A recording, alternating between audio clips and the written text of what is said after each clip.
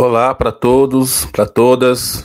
A gente vai continuar aqui com o nosso curso sobre filosofia da religião e hoje nós vamos falar sobre ele, que é um filósofo fundamental para toda a filosofia ocidental, que é o Nietzsche. A gente vai ter uma aula, acredito que eu vou ter que dividir essa aula em como fizemos com o Kierkegaard. Vamos ter que dividir ela em algumas partes, porque o Nietzsche ele é um filósofo muito complexo. E para além dessa complexidade do Nietzsche, nós temos outras questões. O Nietzsche ele não é um filósofo que ele criou um sistema, como fez o Hegel, ou ele defende uma ideia partindo de uma perspectiva onde ele tem uma tese e a partir daquilo ele defende, ele vai desenvolvendo sua linha de raciocínio, como fez, por exemplo, o Platão. Então, o Platão tem um mundo das ideias, como a gente vai ver aqui, e a partir daquela perspectiva ele vai defendendo em livros como a República, onde você tem diálogos, a tese central que vamos chamar aqui de tese platônica. O Nietzsche ele é assistemático, então assim, o que eu vou apresentar para vocês aqui é uma proposta de leitura do Nietzsche. Mesmo entre os maiores intérpretes do Nietzsche, não há um consenso. Nietzsche é um filósofo clássico e, como todo filósofo clássico, não há um consenso sobre a obra do Nietzsche, não tem uma única interpretação. E a própria obra do Nietzsche, se vocês tiveram acesso ou se não tiveram, você vai ver que em algum momento o próprio Nietzsche ele fala algo aqui, depois ele retoma lá e depois ele se contradiz em alguns momentos e vocês vão entender por que isso acontece na obra do Nietzsche. Então, o tema da aula de hoje é Deus está morto e nós o matamos. Mas vocês vão entender essa vou chamar aqui de aforismo, que é uma ideia, quando você defende uma ideia com um cunho, vamos dizer assim, com uma perspectiva. Então vocês vão entender esse aforismo mais à frente, mas essa aula aqui vai começar por essa questão. Deus está morto e nós matamos. Então não vou explicar essa questão aqui, porque ao longo da aula eu vou desenvolver e vai ficar melhor para você compreender mais à frente. Então vamos lá. Colocar assim que fica melhor para a gente poder acompanhar, tá? Então vamos lá.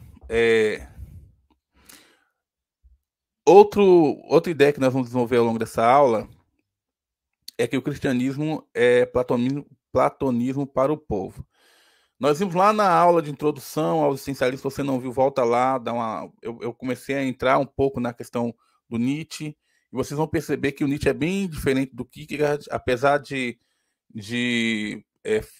centrar também na questão do indivíduo e fazer críticas a Hegel, ao darwinismo, ao cristianismo, à filosofia ocidental, ao budismo, a Schopenhauer. Depois primeiro ele começa com Schopenhauer, depois rompe com Schopenhauer, a Wagner, começa com Wagner, depois rompe com Wagner. Então, Nietzsche, a todo o sistema metafísico, duplicação de... Tudo isso vocês vão entender se vocês começarem a assistir essa aula e caso tenham dúvida em relação a esse conceito. Tá bom? Então, vamos lá. Esse módulo ele faz parte do módulo do existencialismo. Então, o Nietzsche aqui ele está sendo colocado dentro do módulo do existencialismo. Então, se vocês forem assistir, tem lá a playlist de que nós temos já 3 aulas e o Nietzsche vai se colocar. Mas repare que o Nietzsche vai ser o antípoda, ou seja, vai ser o contrário daquilo que nós vimos no Kierkegaard. Então, quais são os primeiros conceitos que nós vamos trabalhar em relação ao Nietzsche? Primeiro, o conceito de pluralismo, depois de perspectivismo e experimentalismo, que a gente vai desenvolver logo de início. Então, assim, o Nietzsche ele vai começar a escrever seus livros, principalmente na questão de Dionísio e Apolo, que nós vamos abordar também nessa aula. Ele vai criticar aqueles que têm uma abordagem negativa em relação aos valores que ele chama de valores que reafirmam a vida, e ele vai propor uma proposta, né? Vai propor uma abordagem positiva em relação à afirmação dos valores, que seriam os nossos valores. Nossa bibliografia, ela perpassa aí por esse livro do Jack Keynote, sobre existencialismo, mas tem esse livro também que eu acho que é muito interessante, o Nietzscheanismo, de Oswald Wilde. Ele vai mostrando como Nietzsche influenciou toda uma geração de pensadores que vem depois dele. Esse curso ele é baseado no livro da Filosofia da Religião, de Urbano Ziles, só que tem um problema. O Urbano Ziles ele aborda Nietzsche pela perspectiva dele, então ele vai falar, usar adjetivos de Nietzsche que a gente não vai colocar aqui. Então eu indico para vocês lerem esse livro da Filosofia da Religião. Mas a gente pegou outra... para além do que ele traz, a gente pegamos outras referências bibliográficas e outros pensadores para poder não ter apenas uma única perspectiva daquilo que nós compreendemos como filosofia nietzschiana. Outra proposta que vocês podem encontrar na internet é o livro do Nietzsche, Os Pensadores. O livro dos Pensadores hoje ele está bem acessível na internet, porque essa coletânea da Nova Cultural ela foi vendida durante muito tempo em bancas de revista. E uma vez que hoje em dia, não sei se encontra onde vocês estão, mas se você digitar lá no Google Nietzsche, Coleção dos Pensadores, PDF, então vai ter preenche para você clica e vai vir essa coletânea do Nietzsche que traz uma série de textos do Nietzsche que serão abordados nesse curso.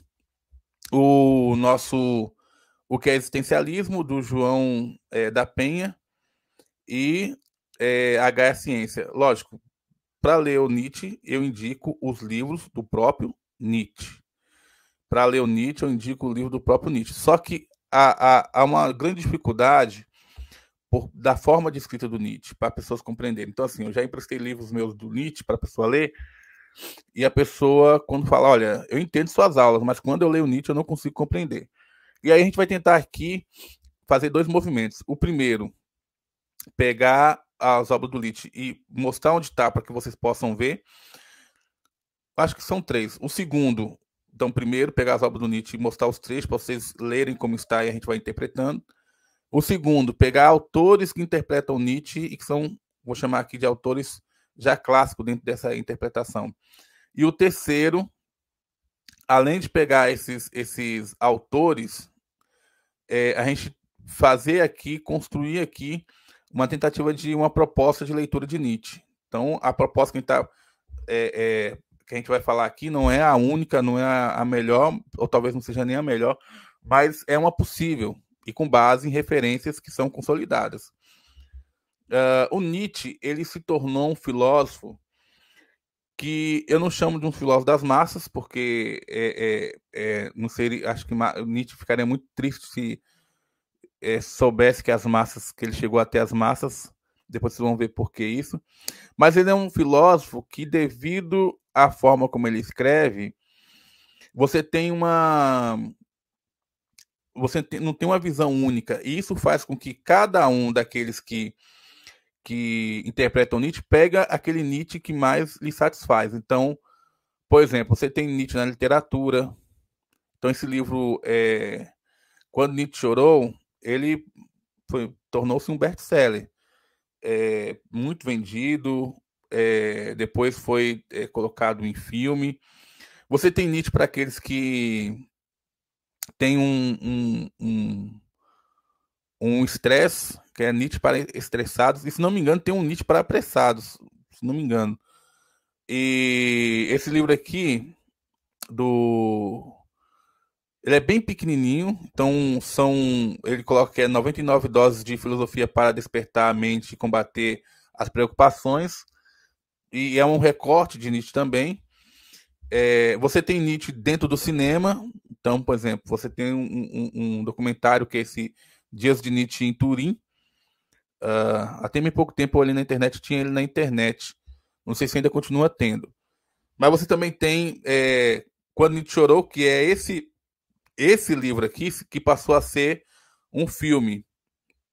Então, como vocês estão percebendo, Nietzsche é um autor que, além de por ele trazer uma forma bem abrangente de tratar as temáticas, acaba que também as pessoas fazem recorte dele. Então, por exemplo, quando as pessoas pensam em Nietzsche, as pessoas muitas vezes pensam em Nietzsche com o martelo. Então, aquela iconoclasta, aquele que destrói ídolos, aquele que faz críticas a sistema metafísico, que é aquele sistema que diz que não existe só esse mundo, existe outro mundo, meta além desse mundo. Então, assim, então esse é o Nietzsche que as pessoas geralmente têm aqui na sua mente. Esse Nietzsche não é uma visão errada, é uma visão possível também, mas é aquela questão, né? Como eu sempre digo uma frase, eu digo assim, Nietzsche não é o filósofo do nazismo, mas a filosofia nietzschiana deixou possibilidades para que os nazistas interpretassem da forma como eles quiserem para caber no sistema político. Enfim, então o que eu estou tentando dizer para vocês?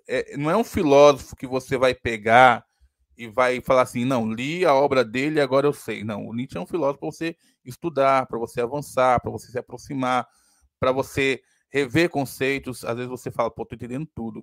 E você vai ver que aquilo que você achou que você entendeu, muitas vezes tem que ser revisto, tem que ser feito uma revisão. Enfim, então é um filósofo extremamente complexo e que influenciou gerações. Esse aqui é o livro que eu ia falar para vocês, né? O Nietzscheanismo. Essa é uma coletânea, já falei lá atrás. Esse livro da Nietzsche, da Scarlett Martin é uma das maiores intérpretes no Brasil de Nietzsche. Ela chama o Nietzsche de filósofo da suspeita. E aí tem outro livro dela, que é esse que aparece aí, da Scarlett Martin, que é da Casa do Saber. Então, esse primeiro livro aí, Nietzsche, esse primeiro livro de Nietzsche, ele traz um resumo bem feito.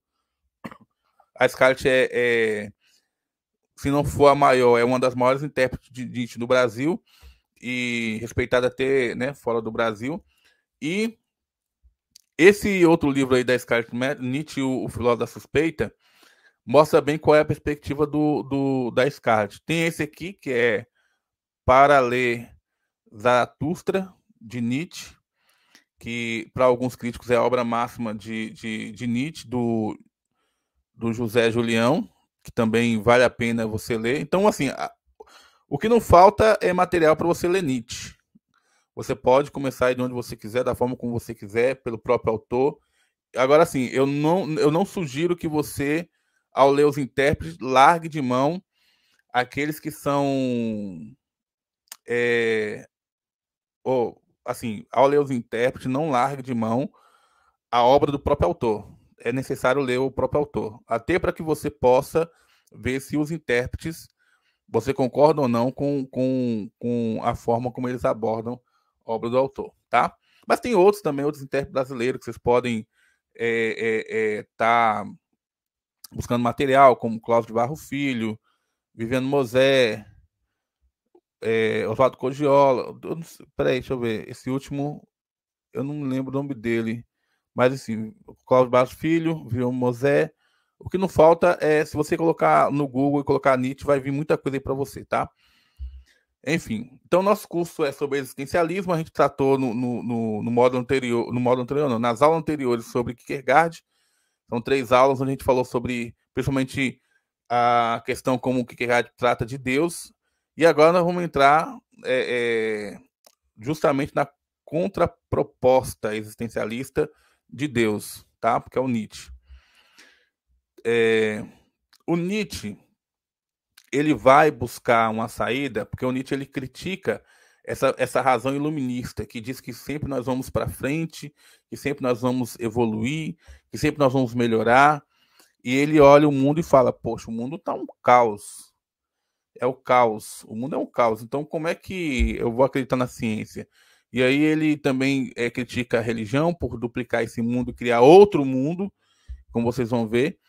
E ele critica também os próprios filósofos ali, por exemplo, Hegel, por conta desse sistema. E aí, qual é a saída que Nietzsche coloca, então, para a gente? Ora, uma das saídas que o Nietzsche vai propor é justamente a arte. A arte cumpre um papel fundamental de reafirmação da vida. Então ele coloca assim: temos a arte para não morrer ou enlouquecer perante a verdade. Então o Nietzsche não está preocupado de pegar uma tocha, vamos chamar a tocha da verdade, e trazer para a gente e falar: ó, toma aqui que isso aqui é a tocha da verdade. Defenda, não deixe ela se apagar. Não, o Nietzsche não está preocupado com isso. Então, no lugar de uma perspectiva extremamente cientificista, o Nietzsche está dizendo o seguinte: olha, a gente precisa se apropriar mais da arte, porque a arte reafirma a vida. Mas vocês vão ver qual tipo de arte que o Nietzsche está tratando aqui, tá? Talvez não seja a arte que vocês estão pensando nesse momento. Ou até seja, mas a gente vai mostrar aqui para vocês.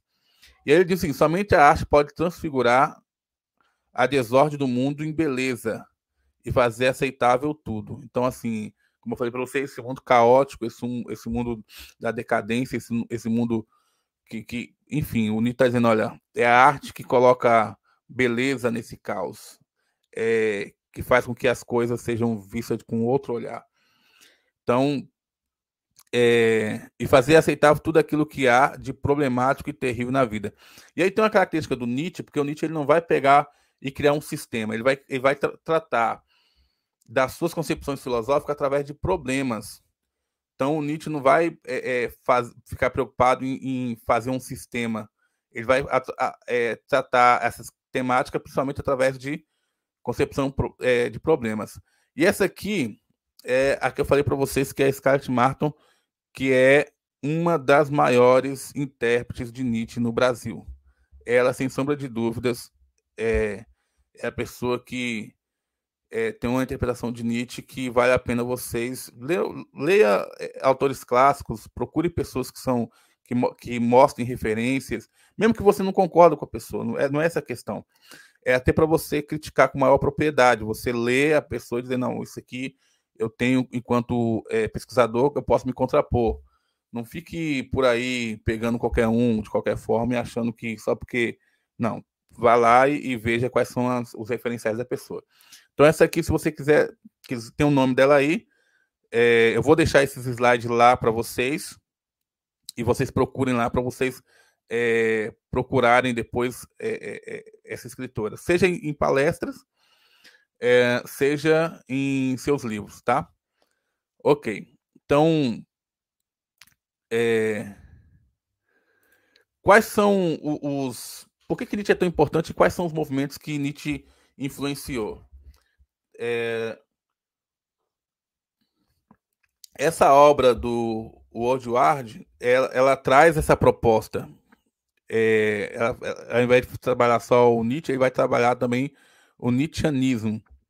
E ele vai dizer que o Nietzsche influenciou no movimento existencialista, Nietzsche influenciou no movimento pós-estruturalista, Nietzsche influenciou na concepção política, seja pessoas que têm vertente de direita ou que têm vertente de esquerda. Nietzsche influenciou e influencia no movimento feminista. Nietzsche influenciou na concepção de teologia, ou seja, o estudo de Deus, seja para reafirmar Nietzsche, seja para negar Nietzsche. Esse estudo tem sido feito com muita propriedade. Nietzsche influenciou no naturalismo, inclusive nessa coletânea também tem um livro sobre naturalismo.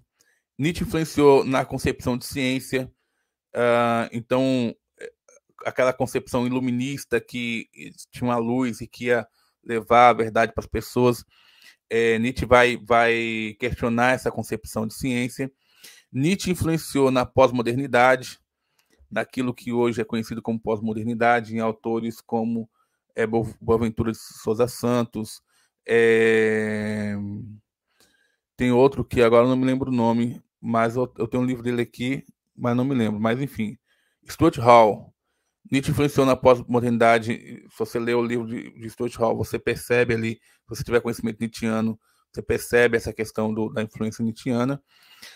Nietzsche influenciou no marxismo, e aí a gente foca na questão da escola de Frankfurt, onde Nietzsche foi um desses que foi apropriado pela escola de Frankfurt. Aqui nós vamos entrar se foi certo, se foi errado, se a forma como eles fizeram a abordagem de Nietzsche cabe, não importa. A gente quer saber o seguinte: quais são as influências de Nietzsche. E aí, esse livro é fundamental porque ele vai tratar disso. Sobre a questão das nossas referências, ainda falando sobre elas, esses intérpretes aqui também são interessantes. No História da Filosofia de Reale Antissérie, o volume 6, o primeiro filósofo que ele traz é justamente o Nietzsche. O Anthony Kenny, no volume 4, Filosofia no Mundo Moderno, traz também a questão de Nietzsche. O que acontece? O Anthony Kenny ele é bem resumido. Então, para quem tem assim a vontade de saber mais, seria interessante você ler os dois, que nem eu fiz. Mas se tiver que escolher entre um e outro, vá no Reale Antissérie. Lembrando que esse livro, do Antissérie, se você colocar na internet, História da Filosofia, volume 6, Reale Antissérie, e coloca PDF, vai vir lá para você ter acesso. É um livro que eu indico. Dos dois eu ficaria com o Antissérie. Mas como eu tenho os dois, então eu li os dois para poder fazer essa aula. Certo? Então, quem é esse filósofo que nós estamos falando? Quem é esse filósofo que nós vamos estudar? Quais foram suas contribuições? Quem é ele? Primeiro que o Nietzsche ele nasce ali em 15 de outubro de 1844. É interessante que nessa época o Marx estava lançando os manuscritos econômicos e filosóficos, estava escrevendo já os manuscritos econômicos e filosóficos. Então, a relação do Marx com o Nietzsche, o Marx é muito mais velho que o Nietzsche, mesmo ele estando ali vivendo de forma contemporânea. Então, assim, o Nietzsche, ele não é, a princípio, ele não é um filósofo. Ele quando ele era criança, chegaram a chamar ele de pastorzinho, era o apelido que ele tinha. Tamanha era a veemência que ele tinha de estudar a Bíblia, de estudar latim, de estudar grego. Então, ele conhecia muito bem essas línguas chamadas, principalmente aquelas línguas mortas, e ele, a princípio, ele era um ótimo aluno no campo da filologia, e vai ser filólogo. Ele é tido como alguns professores chegam a usar que a inteligência de Nietzsche para estudar a filologia era acima da média, a dedicação dele, enfim, e ele é chamado de pastorzinho. Acreditava-se que ele realmente seria ou estaria voltado para a religião, mas aí ele conhece cai na mão dele um livro de um outro filósofo chamado Schopenhauer, Arthur Schopenhauer, que é essa pessoa que está aí com a foto ao lado. E esse livro, O Mundo como Vontade de Representação, muda muito a perspectiva do Nietzsche. É ali que o Nietzsche tem vamos chamar assim, uma mudança para começar a se abrir para os estudos da filosofia. Não importa se ele leu antes filosofia ou se ele leu depois. O que eu estou dizendo é que é aqui que começa a fazer esse chamar de corte, né? Só para a gente entender aqui, entre o Nietzsche, que estava ali no campo da religião, um devoto, enquanto devoto, e o Nietzsche que vai entrar para a história como filósofo. Então ele não era formado em filosofia, ele era formado em filologia. Só que ele era um aluno tão aplicado que com 25 anos ele vai ser convidado para ocupar a cátedra de Filologia Clássica na Universidade de Basileia. Também a aplicação do Nietzsche nos estudos.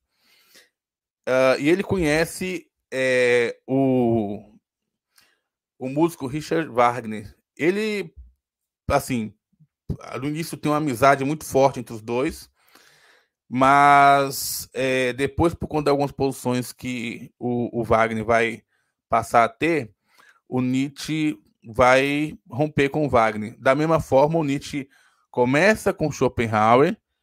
A gente vai ver a influência do Schopenhauer no Nietzsche, se você ler os primeiros textos dele, mas à medida que o Nietzsche vai avançando, ele também rompe com Schopenhauer. Então, assim, ele vai para Basileia, começa a ministrar aula, mas por conta da sua saúde, é um problema que vai acompanhar o Nietzsche praticamente durante toda a sua vida. Por conta da saúde que ele tinha, ele acaba desistindo da cátedra Ou seja, ele não fica dando aula. Por quê? Porque ele tinha, assim, tinha períodos em que Nietzsche caía em problemas de saúde, e quando ele volta a dar aula, alguns intérpretes de Nietzsche falam que ele voltou muito debilitado, e ao voltar debilitado, até a voz dele não era mais a mesma, assim, para poder ministrar as aulas. E ele sai, então, da, da universidade. Em 1889, e é interessante que novamente ele cai vítima de uma doença mental. Alguns teóricos vão dizer que aquele filme Dias de Nietzsche Turim, Nietzsche, quando ele vai cair desse problema mental dele, ele abraça um cavalo em Turim e ele praticamente fica em estado vegetativo. Nesse processo, ele tem sua morte. Repare, vem a primeira, vamos chamar de primeira morte, que é a morte que ele caiu em estado vegetativo. Alguns pesquisadores afirmam que é sífilis, outros dão outras hipóteses possíveis em relação à doença do Nietzsche, mas essa doença vai acompanhar ele no decorrer da sua vida. E o Nietzsche ele vai ficar perambulando depois que ele sai da universidade, procurando. E tinha vezes que ele tinha problema de saúde para ele ficar dias e dias, e parecia até que ele ia chegar a falecer. Mas muitos desses momentos ele retornava e começava a escrever seus livros, tá? Então, assim, em 1900, depois que ele tem o problema em Turim, ele vai viver com sua família, que vai tomar conta dele até 1900, quando ele, então morre, tá? Quem cuida de Nietzsche nos últimos dias são suas irmãs. Sua irmã. Lógico, se foi sífilis, se não foi sífilis, vão ficar aí com os intérpretes, né? Com a possibilidade que seja. Certo. Alguns intérpretes dividem a obra de Nietzsche da seguinte maneira. Então, assim, 3 momentos. Então, no período inicial, você tem ali o nascimento da tragédia, considerações intempestivas. No período intermediário, você tem o humano demasiado humano, a Aurora, a Gaia. E no período tardio, você tem Assim Falou Zaratustra, Além do Bem e do Mal, O Crepúsculo dos Ídolos, o Anticristo, O Caso Wagner e Eis o Homem, ou Et Homo. O livro Vontade de Potência, ele foi publicado depois que o Nietzsche veio a falecer. Então, é uma obra póstuma. Voltando à nossa questão do pluralismo, perspectivismo e experimentalismo, vamos entrar nessa perspectiva aqui agora. Então, assim, o Nietzsche é a palavra plural quer dizer vários. Quando eu falo pluralista, então quer dizer, pelo menos empregado aqui, é uma pessoa que empregou vários estilos para poder falar em suas obras. Então, por exemplo, se você pegar a Genealogia da Moral, você vai ter um texto dissertativo. Se você pegar o Anticristo, pode ser classificado aí, dependendo de como você colocar, um texto mais panfletário. Se você pegar a Gaia Ciência, aí nós temos um texto mais aforístico. Se você pegar os Ditirambos de Dionísio, é um texto mais poético. Se você pegar Et Homo, Eis o Homem, é um texto mais autobiográfico. E é interessante essa biografia dele, que ele se coloca assim: por que sou tão sábio? Por que escrevo livros tão bons? Alguns vão dizer que Nietzsche, na verdade, porque não tem orelhas tão grandes, ou seja, te colocando como uma pessoa tão extremamente inteligente e tal. Então, alguns vão dizer que Nietzsche estava com alucinações de grandiosidade. Outros não, outros vão dizer que Nietzsche escrevia para a posteridade, e como os livros dele foram um fracasso de vendas na época que ele era vivo, ele sabia que ele que ele mesmo colocava em um dos seus livros, colocou em um dos seus livros, que alguns homens nascem póstumos, ou seja, só depois que ele morresse é que as pessoas começariam a estudar e compreender a filosofia que ele empregava. Então, o pluralismo de Nietzsche vem justamente dessa variação, dessa pluralidade em relação ao modo de abordar os temas, ao modo de escrever. Então, ele não escreve de uma maneira única, ele escreve de uma maneira múltipla, de várias formas. Por isso que o Nietzsche é difícil Nietzsche tem vários fatores que fazem o Nietzsche ser um autor difícil de ser compreendido. Primeiro, pela forma assistemática, então você não tem um fio condutor para poder. Segundo, por ele adotar diferentes estilos na forma de escrever. E terceiro, porque ele aborda os temas através de problemas. Então, ele quer falar sobre uma questão, ele vai lá e fala. Se aquilo ele falou aquele já pode, na frente, em alguns momentos, se você ler a obra do Nietzsche, você vai ver que ele tem contradição e você fala, pô, isso aqui está contraditório. Ele não tem problema nenhum de fazer isso. Nenhum. Ele fala que as convicções são mais inimigas da verdade do que a mentira.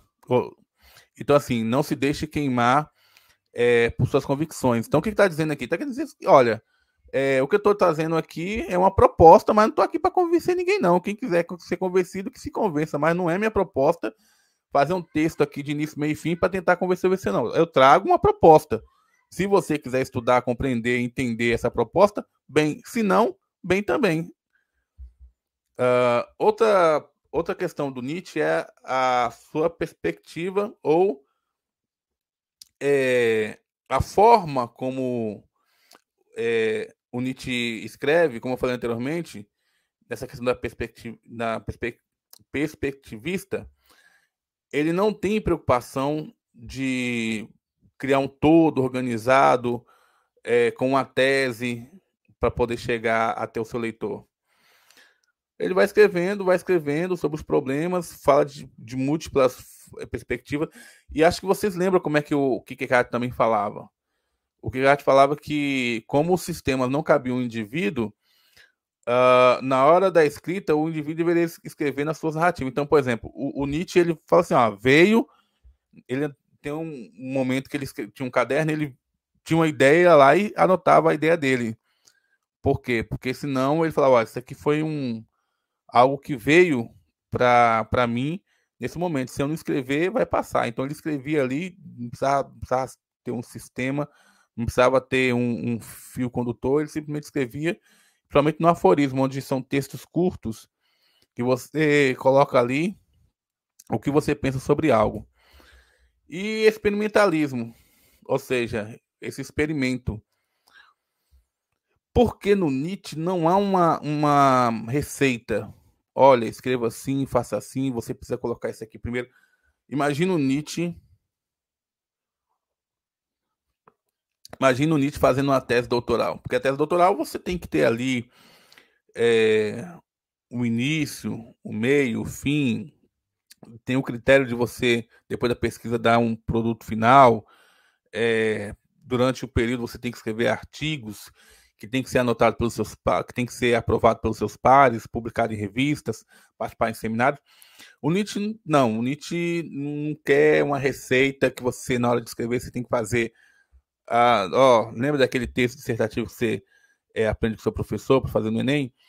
Para você escrever, você tem que ter primeiro o argumento, você tem que ter, dentro do argumento, você tem que desenvolver esse argumento. Nietzsche não é assim. Se você for ler o Nietzsche assim, por isso que ele é experimental. Porque não tem receita, porque não tem formas, porque só tem experimento, e esse experimento é do próprio pensamento, é da forma dele, como ele vem, você coloca ele ali no papel e vai dissertando o que você pensa sobre aquela temática. Certo, o que Nietzsche combate mesmo? Os combates de Nietzsche são vários. Primeiro, Nietzsche combate a metafísica. Lógico, a gente sabe que metafísica é meta, além e físico, né? Além do físico. Lá em Aristóteles, a metafísica, eu não vou abrir aqui um parênteses sobre Aristóteles, não, mas lá em Aristóteles, a metafísica é estudo do ser enquanto ser. É uma das formas que Aristóteles fala da metafísica. E também, quando foram catalogadas as obras de Aristóteles, é, a pessoa que foi catalogar a obra de Aristóteles, ele catalogou ali o livro da física e depois aqueles que vinham depois da física ficou metafísica. A forma como nós vamos usar aqui metafísica em Nietzsche são todos os sistemas que estão além do mundo físico. Todos os sistemas que estão além do mundo físico. Então, quando você coloca a questão de alma, a questão de Deus, são tudo questões, problemas que estão além do mundo físico. Lógico, se você fala de metafísica, você não pode esquecer o cristianismo, e aí o cristianismo entra como o sistema metafísico, propriamente dito. E quanto sistema metafísico, também é combatido por Nietzsche, extremamente combatido por Nietzsche. E Nietzsche também vai combater o que ele vai chamar aqui, vamos analisar a moral dos ressentidos. Essa moral dos ressentidos, como coloca o Nietzsche, ele também vai combater essa moral dos ressentidos. E aquelas filosofias que tentam trazer uma verdade última, absoluta, trazer uma resposta para o mundo que é muito mais complexo, como diz o Nietzsche, também vai ser combatido por ele. Tenta formar um sistema.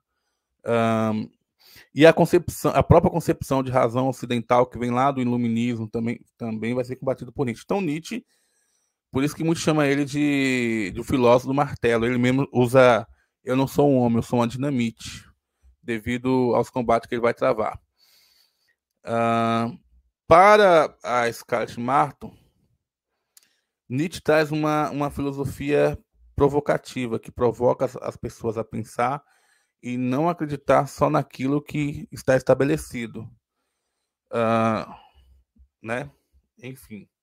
Então, aqui uma frase do Nietzsche, para a gente compreender aqui como é que começar a entrar na perspectiva nietzschiana de pensamento. Então, assim, as convicções são inimigas mais perigosas da verdade do que as mentiras. Então, você tem uma ideia fixa, acabada sobre as coisas, seja sobre Deus, seja no campo da ciência, seja em outros campos, seja, enfim, para Nietzsche tem uma verdade. Nietzsche vai dizer que ele não se deixa queimar numa fogueira por uma ideia, mas talvez ele queimaria na fogueira por ter o direito de mudar quantas vezes ele quiser de ideia. E aqui ele diz o seguinte: ele vai dizer algo sobre ele em relação como o pensamento dele vai ser estudado na posterioridade. Conheço a minha sina. Um dia, meu nome será ligado à lembrança de algo tremendo, de uma crise como jamais houve sobre a Terra, da mais profunda colisão, no caso aqui das consciências, de uma decisão conjunta contra tudo que até então foi acreditado, santificado, requerido. Então, quer dizer, ele vai romper com cisão, quer dizer, vai dividir, ele vai se colocar contra aquilo que é sagrado, sacralizado, santificado, enfim. Eu não sou um homem, sou uma dinamite.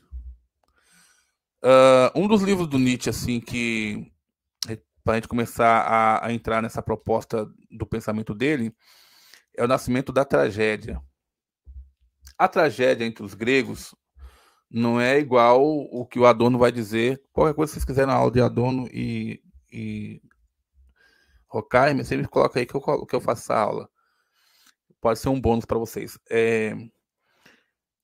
Na indústria cultural, quando você vai ver um filme, você vai ao cinema, paga pela entrada, entrou, aí o filme é um filme de romance, chega no final, lá no final, os atores principais passam pela problemática da existência, sofrem, sofrem, sofrem, chegou no final.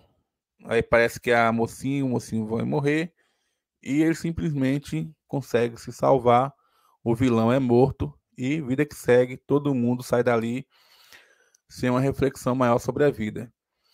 As tragédias gregas não eram assim.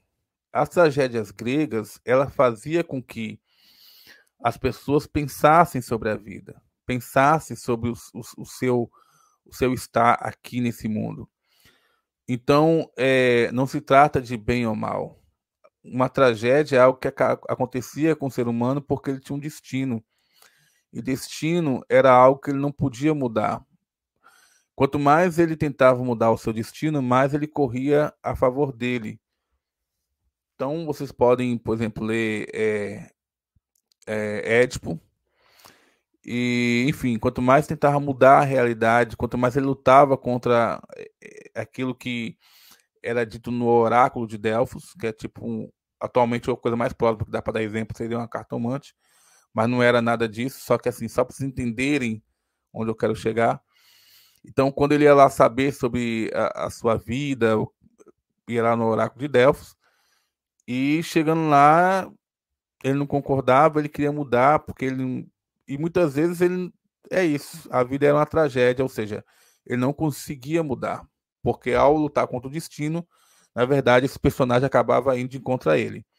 E não se trata aqui de um destino que muitas vezes tem que agradar o público, não. Édipo mesmo mata o pai biológico e acaba dormindo com a mãe, tem filhos com a, é, é, tem filhos com a mãe, enfim, mas lógico, tem toda a construção do teatro grego. E o Édipo depois fura seus próprios olhos. Estão vendo como é que a tragédia grega faz a gente refletir sobre o drama que é viver nesse mundo? Ele não está preocupado em agradar, ele está preocupado em pensar os problemas do mundo grego, em pensar o drama do mundo grego. E não se trata de querer que o personagem seja feliz quando acaba a tragédia. Muito pelo contrário, esse personagem, ele, se ele quer realmente se reafirmar, ele acaba vivendo coisas que são ruins e coisas que são boas durante sua trajetória. E muitas dessas coisas que são ruins, ele não pode sequer evitar. E isso leva a uma reflexão maior do que você fazer um filme que no finalzinho tem que ficar a mocinha e o mocinho tem que acabar junto, porque senão as pessoas não vão querer assistir o filme, porque tem que ter um final feliz. Como nossa vida é uma tragédia, na indústria do cinema, nossa vida é uma tragédia. Então, no cinema, a gente vai encontrar um ópio, né? Algo que vai amenizar essa dor que nós sentimos e esse vazio que nós sentimos. Para o grego, ao contrário. Se a vida ela é um vazio, se a gente precisa refletir a existência, se a gente precisa saber como esses deuses estão agindo, vamos usar a arte para isso. Como é que os deuses eles agem com os seres humanos? Então, a tragédia grega, ela é aquilo que Nietzsche vai descrever no seu livro Nascimento da Tragédia. Ela é uma união entre Apolo e Dionísio. Ela é uma união entre Apolo e Dionísio. Não se trata de querer que o bem vence o mal vence o bem. Mal e bem fazem parte da vida do ser humano. Mal e bem fazem. Você, enquanto existência, vai vivenciar isso. Você, na tragédia grega, você é bem e mal. Você vai fazer coisas péssimas. Então, se você é um herói dentro do teatro grego, você vai matar o máximo que você puder, porque você precisa vivenciar isso. E se for necessário, você vai morrer jovem, não tem problema nenhum. E vão cantar suas vitórias para além daquele momento, né, ao longo da história da humanidade. O que o Nietzsche está dizendo no Nascimento da Tragédia é que essa possibilidade de Apolo e Dionísio, ela foi, de certa forma, rompida. Ela foi rompida. Então, assim, Nietzsche, então, vai trazer a perspectiva na possibilidade de pensar a tragédia grega pelo viés de Apolo e Dionísio. Então, aqui do lado você tem Apolo e aqui do outro lado você tem Dionísio. O Apolo é o deus da beleza, do sonho, da harmonia, da forma. Então, a forma tem que ser perfeita, das artes plásticas, onde o indivíduo se reafirma enquanto indivíduo, não indivíduo do mundo burguês, tá? Porque isso aí vai ser tratado pelo Lukács, então não vai entrar nisso não, mas o indivíduo afirma o seu destino, afirma quem ele não nega quem ele é. Então, o que acontece? Dionísio já é o deus do vinho, do bacanal, o deus da desarmonia, da ausência de forma, o deus da música, o deus da unicidade, né? Da unicidade. Então, não se trata, como tem umas leituras equivocadas de Nietzsche, de deixar Apolo e elevar Dionísio, de matar Apolo e elevar Dionísio. Nem se trata de, como fez, e vocês vão ver, alguns, de deixar Apolo e excluir Dionísio. Não, não é um ou outro, é os dois. É dessa junção dos dois que nasce a arte grega, essa grandiosidade, essa referência para o mundo. Então, qual é a crítica que o Nietzsche vai fazer? O Nietzsche vai fazer a seguinte crítica. O que acontece ao longo da caminhada? Ora, a arte grega, ela era esse referencial que nós tínhamos, mas graças a um personagem chamado Sócrates, ele traz uma proposta de reflexão sobre a vida. E aí a reflexão mata os instintos, a reflexão mata o agir, a reflexão mata o querer viver. Por quê? Porque Sócrates quer refletir sobre a vida. E ao refletir sobre a vida, Sócrates traz uma proposta de razão ocidental que acaba contribuindo para negar a própria vida. Por quê? Porque Sócrates pensa demais. Sócrates raciocina demais. Sócrates quer pensar sobre tudo. Quer ir para a ágora, quer a praça, quer ir para o mercado e ficar perguntando o que é ética, o que é isso, o que é aquilo, o que é virtude. Você sabe o que é virtude? Então o guerreiro, ele era o guerreiro do agir, ele era o guerreiro que ia para a guerra, que enfrentava os inimigos. Enfim, com Sócrates acaba vindo a razão, o logos grego, onde você tem que pensar sobre a vida, refletir sobre ela. E refletir sobre a vida na perspectiva socratiana, na interpretação do Nietzsche, é negar os instintos e negar a própria ação, e negar a própria vida. Então, o que o Sócrates fez? Sócrates veio aqui e, ao invés de deixar essa harmonia entre Apolo e Dionísio, ele deixou apenas Apolo, ou seja, ele deixou apenas, ele quis apenas trazer à tona o belo, o sonho, a harmonia, a forma, as artes plásticas, se reafirmar enquanto indivíduo filósofo, ou seja, o que Sócrates trouxe à tona foi a razão. E aqueles instintos tão importantes para Dionísio foram negados por Sócrates. Com isso, qual é a visão de Nietzsche sobre Sócrates? Para Nietzsche, Sócrates foi um equívoco. Por quê? Porque Sócrates coloca à tona a questão da moral.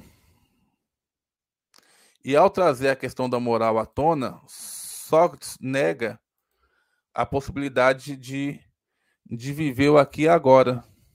Então,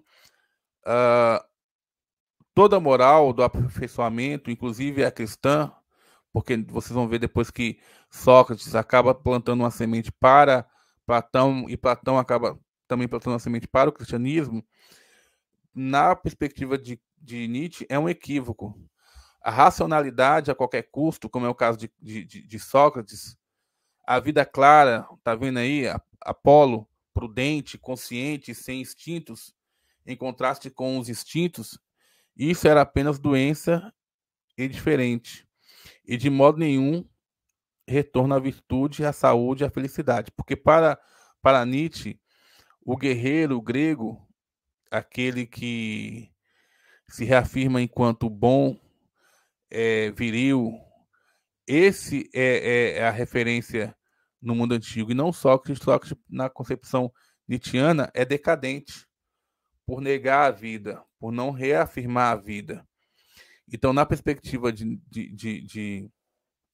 Nietzsche, esse era o problema, esse era um dos problemas que Sócrates nos apresentava, ou que Sócrates nos apresentou. Principalmente por quê? Porque ao elevar Apolo, Sócrates deixou de lado Dionísio. Lembrando que Sócrates não escreveu nada sobre si, Sócrates acaba sendo morto por tomar cicuta, ele vai ser acusado de corromper a juventude e vai ser acusado também de negar os deuses. Alguns colocam isso como ateísmo, mas Sócrates não era ateu. E nesse caminhar com a morte de Sócrates, Sócrates deixa então o seu discípulo, que é Platão. E Platão vai escrever sobre Sócrates. E os escritos de Platão vão influenciar muito o mundo contemporâneo. Então, principalmente no que compete ao mundo das ideias ou mundo das formas.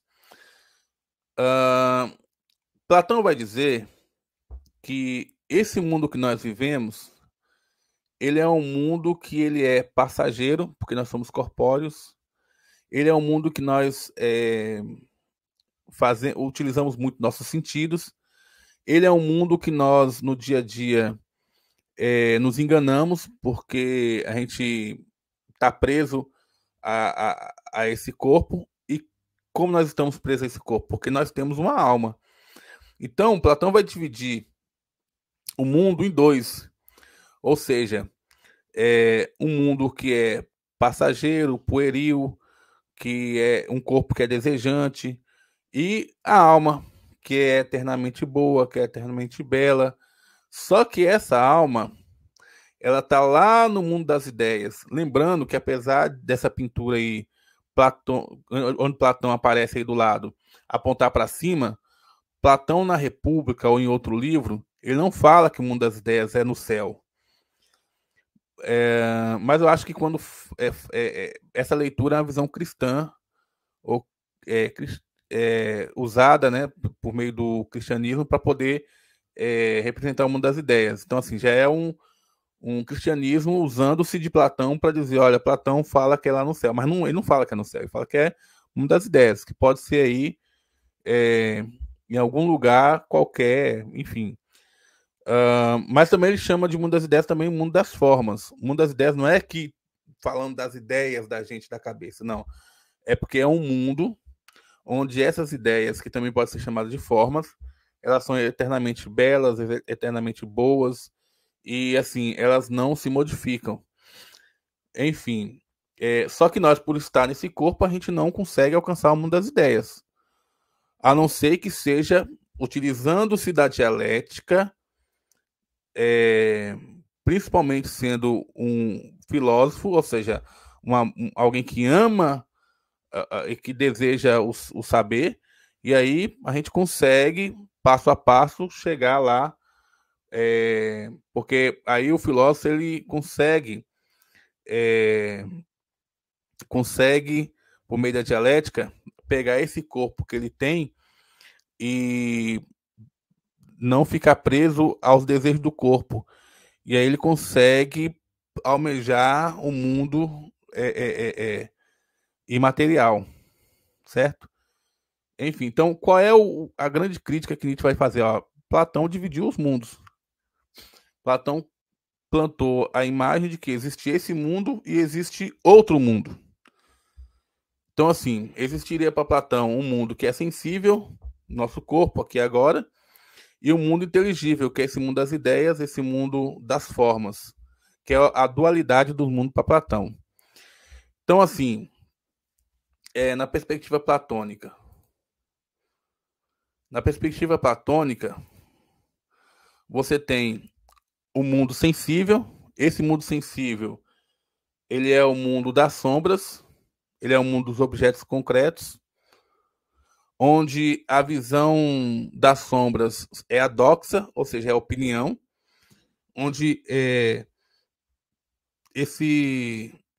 essa doxa, a opinião, ela leva às crenças, mas graças à dialética, graças à matemática, lembrando que a matemática, um triângulo é sempre um triângulo, então o que Platão está tentando dizer? Aquilo que mais se aproxima do mundo das ideias, a gente pode almejar o mundo das ideias, graças ao conhecimento.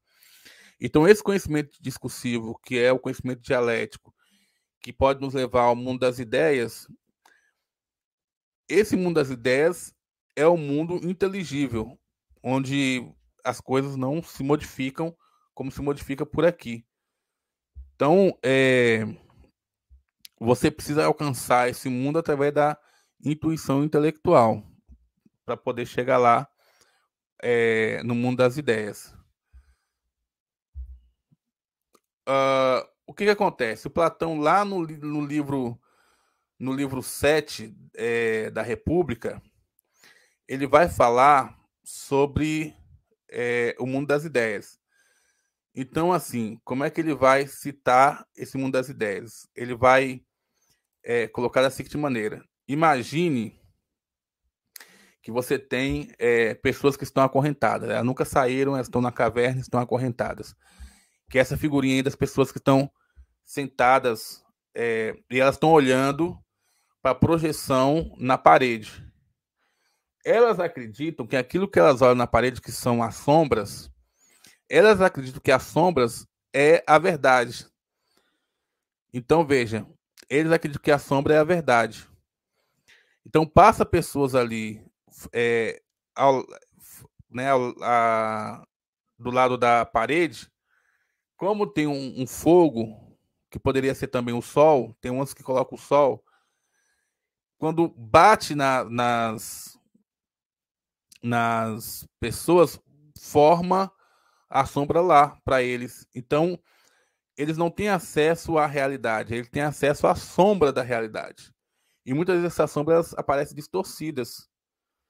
Mas um dia, uma dessas pessoas consegue sair, e ao sair, ela, no início, ela queria ficar na caverna, mas aí ela consegue sair, tal, sai. Ao sair, os olhos dele ardem, porque ele está vendo a claridade pela primeira vez. E aí ele não acredita que aquilo ali seja, que está tudo embaçado, seja o real. Ele até pensa em voltar para a caverna. Mas depois de algum tempo ele vai percebendo que, na verdade, aquilo que ele está vendo é a realidade, aquilo que está na caverna é a falsidade. Ele, então, vendo que as pessoas que estão na caverna, que ele estava lá, essas pessoas estão sendo enganadas, ele então volta na caverna para poder tirar os outros de lá e mostrar que o fogo está enganando eles, porque aquilo ali são sombras, que eles não vão conseguir ter acesso à realidade se eles não saírem da caverna. Ao invés de agradecer essa pessoa, o que vai fazer com essa pessoa? Vai matá-lo. É assim que vai acontecer. E esse é o livro 7. Alguns apresentam como mito da caverna, ou alegoria da caverna, mas o importante não é se é mito ou se é alegoria.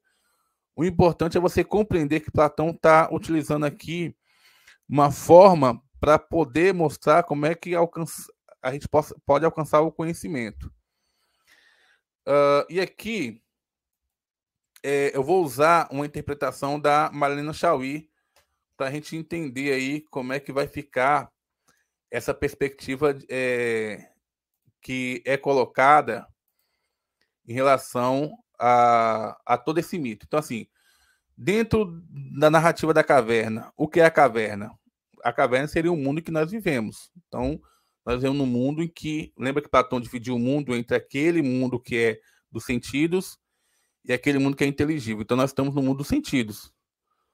No mundo dos sentidos, que é o mundo em que nós vivemos, nós estamos presos ao nosso sentido. Mesmo que a gente quer alcançar a forma mais completa, a gente não consegue. E o que são as sombras ou as estatuetas? A sombra das estatuetas.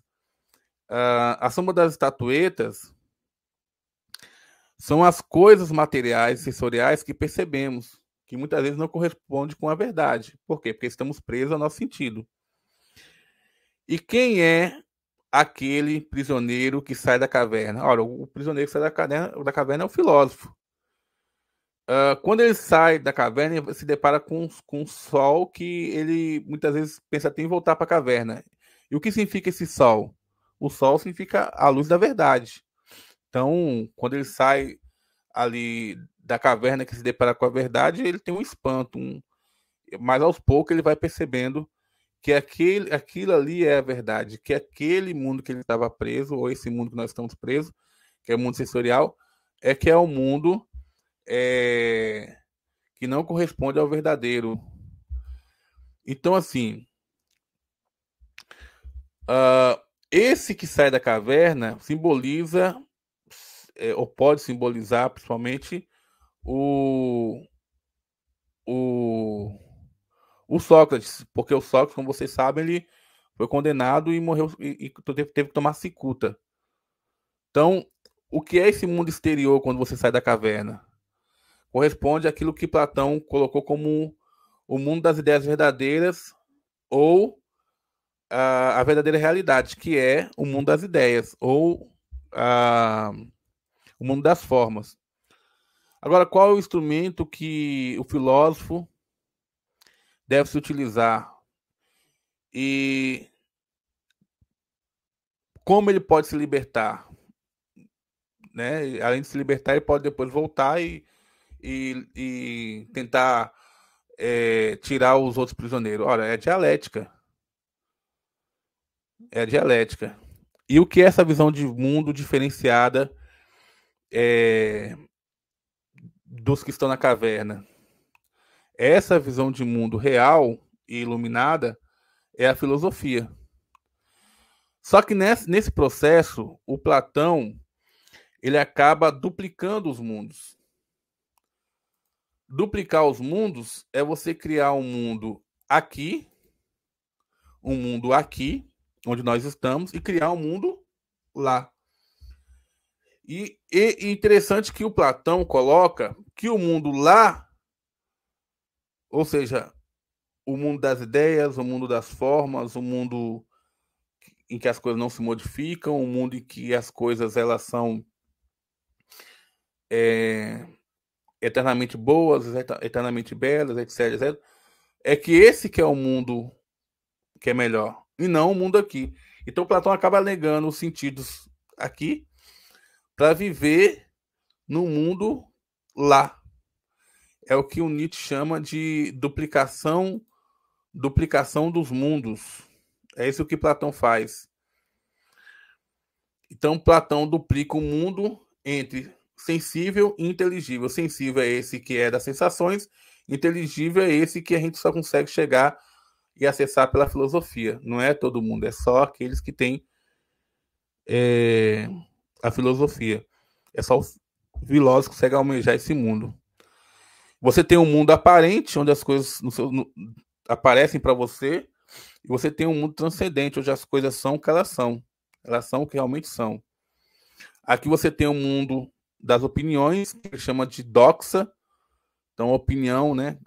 Hoje em dia está muito na moda. Eu tenho opinião, eu tenho opinião. Platão seria extremamente ferrenho essa questão de eu tenho opinião. Por quê? Porque aqui você tem o mundo da doxa, mas o que vale mesmo é o mundo da verdade, que é o mundo inteligível. Lá sim, lá é a verdade. Por isso que Platão tem uma frase que ele coloca assim: a verdadeira educação é aquela que educa a alma, não o corpo. Por quê? Porque o corpo o corpo passa, ele é perecível, ele morre, ele transforma. A alma não, a alma, aquilo que você educa para a alma é reminiscência. O que é reminiscência? Na hora da gente vir para esse mundo, teve um rio E esse rio, a gente tomou muita água dele, e esse rio fez a gente esquecer das coisas. Mas quando a gente vê algum. Quem mais tomou água do rio do esquecimento, esqueceu mais coisas. Quem tomou menos, não esqueceu tanto. Vai ser pela quantidade que você toma. Quando a gente chega aqui, a gente é preso nesse corpo. Como você tomou muita água, você esqueceu muita coisa. Mas a educação realmente para Platão é você relembrar as coisas que você já sabe quando você estava no mundo das formas ou no mundo das ideias. Por isso que é importante educar a alma e não o corpo, porque o corpo é desejante. Enfim, lógico, Platão traz uma proposta aí de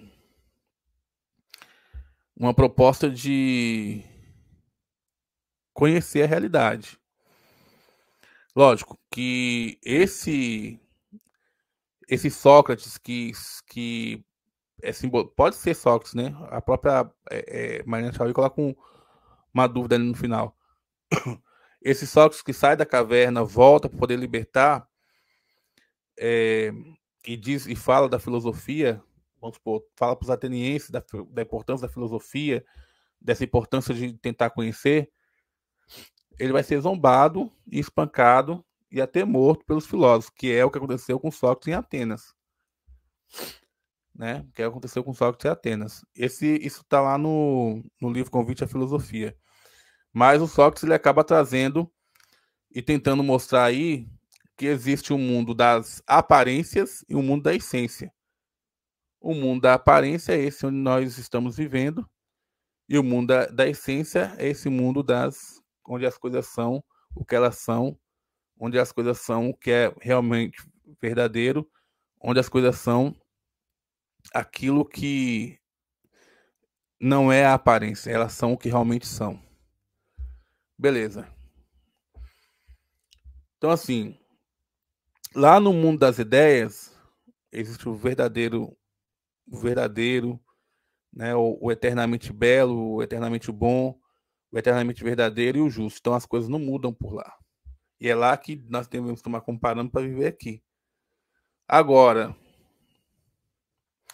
nesse mundo aqui, as coisas elas mudam, as coisas elas perecem, as coisas elas são voltadas por sentidos. Agora, esse mundo lá não. Essa perspectiva platônica ela vai influenciar muito o cristianismo, que é a Última Ceia de Leonardo da Vinci. Assim, na perspectiva platônica, os valores são transcendentes no sentido de ser ahistórico, ou seja, assim, o que é belo no mundo das ideias é belo, não se altera, são atemporais, não se modificam. Então, assim, portanto, os valores são apresentados como fora do tempo e espaço em Platão. Porque o que vale não é esse mundo, o que vale é o mundo que não é sensível. O que o Nietzsche vai colocar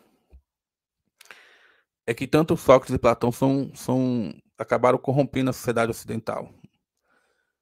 Um pelo excesso de razão, matando aí Dionísio, e o outro pela duplicação dos mundos. Porque não existe valores que são transcendentes no sentido de não existe algo fora da vida. A própria vida é o valor que nós temos que tomar como princípio. E esses valores eles são históricos, eles são temporais, foram criados por alguém em algum momento, dentro de um tempo, de um espaço.